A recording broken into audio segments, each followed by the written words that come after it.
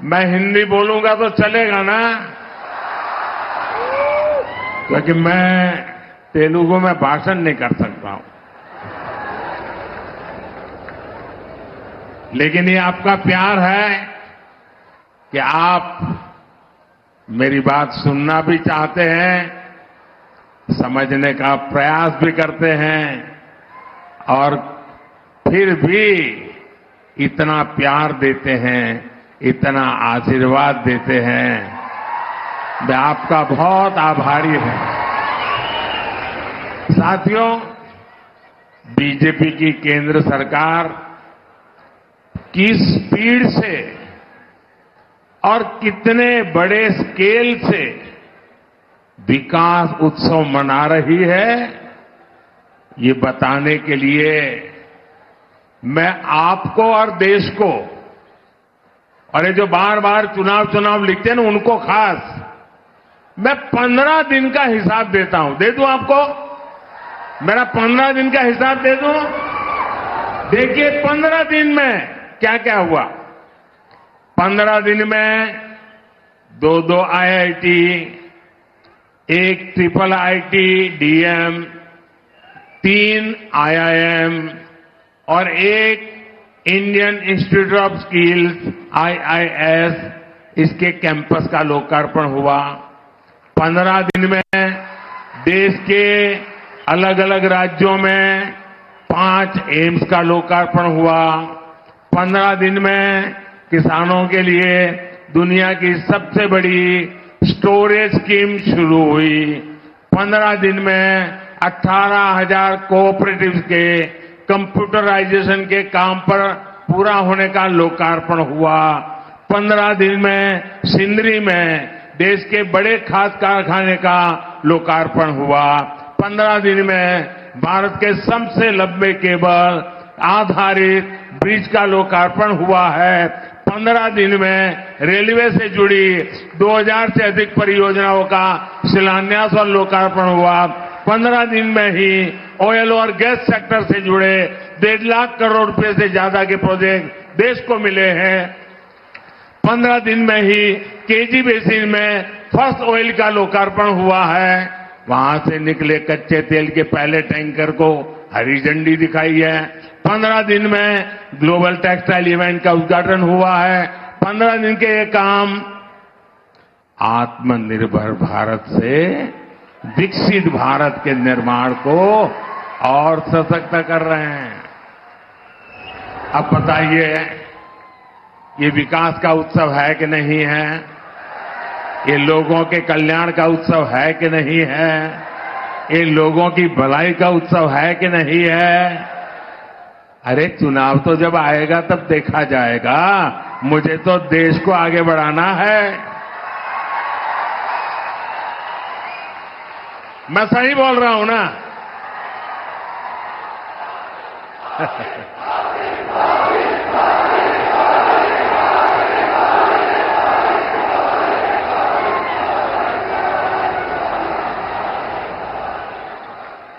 साथियों, कल भी मैंने, अब आप देखिए, ये चुनाव करते हैं ना, जरा देखिए, दिमाग खपाइए। कल भी मैंने दिन भर सभी मंत्री और भारत सरकार के सभी वरिष्ठ सचिव अधिकारी, यानी एक प्रकार से टॉप टीम, करीब 125 लोग, पूरा दिन भर उनके साथ बैठा और क्या किया? चुनाव की चर्चा नहीं की। वहां मैंने विकसित भारत निर्माण के लिए एक्शन प्लान पर एक एक मुद्दे की बारीकी से चर्चा की। विकसित भारत के एक्शन प्लान पर देश भर में 15 लाख लोग अब तक अपने सुझाव दे चुके हैं। 3,75,000 से ज्यादा स्टेक होल्डर्स अब तक इसमें सक्रिय रूप से जुड़े हैं। विकसित भारत के विजन को लेकर करीब 3,000 मीटिंग हो चुकी है। 3,000 मीटिंग। देश को विकसित बनाने के लिए दिन रात काम करीब करीब 1200 यूनिवर्सिटीज ने इसमें हिस्सा लिया है। बड़ी बात यह है कि इनमें अब तक करीब 11 लाख युवाओं ने हिस्सा लिया है, अपने मौलिक सुझाव दिए हैं, जो हमारे युवा विकसित भारत के सबसे बड़े निर्माता और सबसे बड़े लाभार्थी, ये हमारी बहुत बड़ी ताकत है। राष्ट्र के विकास के लिए भाजपा का यही कमिटमेंट है, जिसके कारण तेलंगाना के भी लोग पूरे जोश से कह रहे हैं। तेलंगाना के गांव-गांव से आवाज आ रही है, नौजवान भी बोल रहा है, बुजुर्ग भी बोल रहे हैं, महिलाएं भी बोल रही हैं, शहर वाले भी बोल रहे हैं, किसान भी बोल रहा है, मजदूर भी बोल रहा है। अब की बार 400 पार, अब की बार 400 తట్టాలి। బీజేపీకి ఓటు వేయాలి। साथियों, ये धरती रामजी गोंड और कोमाराम भीम जैसी महान विभूतियों की धरती है। आजादी के इतने दशकों तक तेलंगाना की इस धरती ने उन्होंने जो योगदान दिया, उस योगदान को कभी सम्मान नहीं दिया गया। 2014 के बाद बीजेपी की केंद्र में सरकार ने तेलंगाना के विकास को, आदिवासी समाज के सम्मान को इतना महत्व दिया। आप मुझे बताइए, क्या बीजेपी सरकार आने से पहले कोई कल्पना कर सकता था कि एक आदिवासी महिला देश की राष्ट्रपति बनेगी? कोई कल्पना कर सकता था? पहले कभी लगता था कि ऐसा हो सकता है? क्या कोई कल्पना कर सकता था कि भगवान बिरसा मुंडा के जन्मदिन को राष्ट्रीय पर्व के रूप में मनाया जाएगा? आदिवासियों के विकास के लिए देश में अलग मंत्रालय बनाने का काम बीजेपी सरकार ने ही किया था। आजादी की लड़ाई में जनजातीय समाज के योगदान को समर्पित म्यूजियम बनाए जा रहे हैं। ये काम भी केंद्र की बीजेपी सरकार ने शुरू किया है। हैदराबाद में जो म्यूजियम बन रहा है, हमने उसका नाम रामजी गोंड के नाम पर रखा है। साथियों, आदिवासी समाज को सम्मान मिले, ये परिवारवादी पार्टियों को बर्दाश्त नहीं हो सकता।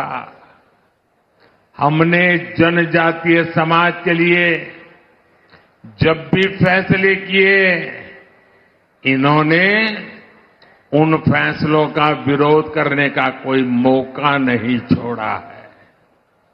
साथियों, बीजेपी आदिवासी कल्याण को, आदिवासी गौरव को सर्वोच्च प्राथमिकता देते हुए काम कर रही है।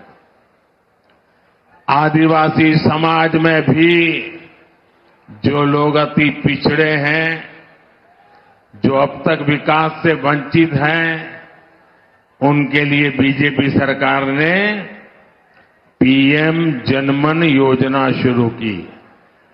इस योजना पर 24,000 करोड़ रुपए से ज्यादा खर्च किए जाएंगे।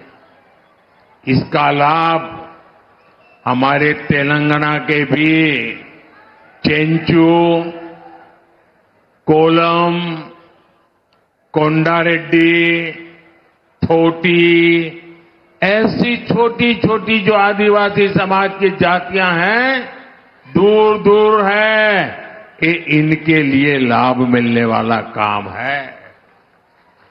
तेलंगाना को Sammakka Sarakka central tribal university स्थापित की जा रही है। साथियों, आज पूरे देश में मोदी की गारंटी, इसकी बहुत चर्चा है। यहां तेलंगाना के लोगों का सपना था कि टर्मरिक बोर्ड बने, था कि नहीं था? तेलंगाना के किसानों के लिए टर्मरिक बोर्ड अब एक सच्चाई बन चुका है कि नहीं चुका है? बन गया ना? मैंने कहा था कपास के किसानों की हर तरह से मदद करेंगे। बीजेपी सरकार ने कपास की एमएसपी में रिकॉर्ड वृद्धि की है। आज देश में 7 मेगा टेक्सटाइल पार्क बन रहे हैं। उनमें से एक मेगा पार्क तेलंगाना में बन रहा है। इसलिए लोग कहते हैं कि मोदी की गारंटी यानी गारंटी पूरी होने की गारंटी। మోదీ గ్యారంటీ అంటే గ్యారంటీగా పూర్తి అయ్యే గ్యారంటీ। साथियों, तेलंगाना के लोग ये जान चुके हैं कि परिवारवादी पार्टियों के चेहरे अलग हो सकते हैं, लेकिन चरित्र एक ही होता है। और ये चरित्र क्या है? 2 पक्की चीजें हैं उनके चरित्र में, एक झूठ, दूसरा लूट। तेलंगाना में जैसे टीआरएस के बीआरएस बनने से कुछ नहीं बदला था, वैसे ही बीआरएस की जगह कांग्रेस से आने से कुछ नहीं बनने वाला, क्योंकि एक ही चट्टे बट्टे के लोग हैं ये। बीआरएस ने अपनी सरकार में कालेश्वरम प्रोजेक्ट जैसे घोटाले किए। कांग्रेस की सरकार उस पर कार्रवाई करने के बजाय फाइलों को दबाकर बैठ गई। तुम भी भले हम भी भले, तुमने खाया मैं खाऊंगा, यही करते हैं। साथियों, भ्रष्टाचार, परिवारवाद और तुष्टीकरण में आकंठ डूबे इंडी गठबंधन के नेता बौखलाते जा रहे हैं। अब इन्होंने 2024 के चुनाव का अपना असली घोषणा पत्र निकाला है।